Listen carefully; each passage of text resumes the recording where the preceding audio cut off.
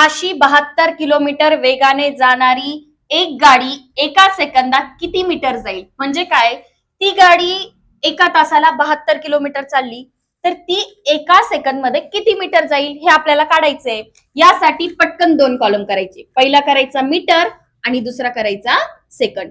आता आपल्याला काय करायचंय, जे किलोमीटर दिलेलं आहे त्याला कन्वर्ट करायचं आहे मीटर मध्ये, लक्षात घ्या. आणि दुसरं आपल्याला जे तास दिलेले आहे त्याला कन्वर्ट करायचं आहे सेकंड मध्ये. बस एवढंच करायचंय, खूप सोपं आहे. पहिला आपल्याला जे दिलंय ताशी 72 किलोमीटर, लक्षात घ्या. ताशी, ताशी म्हणजे काय, एक तास.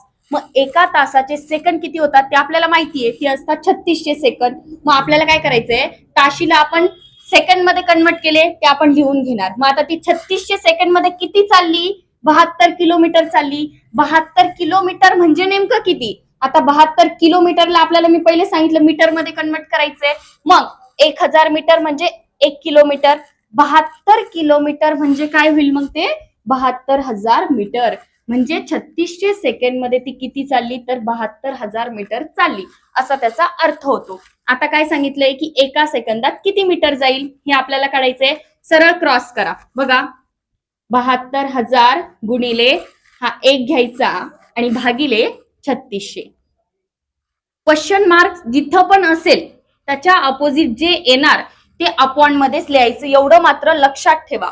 आता याचा आणि याचा संबंध भागाकाराचा असतो म्हणून शून्याला शून्य इथे कट होतील. 2 शून्याला 2 शून्य कट झाले. 36 ने 72 ला भाग जातो. 36 दुने 72, उरलेला शून्य आपण इथे देऊन टाकू आणि 20 गुणिले 1 केलं तर 20 एक 20. म्हणजे काय उत्तर मिळालं आपल्याला 20. म्हणजे किती मीटर जाईल ती तर 20 मीटर जाईल.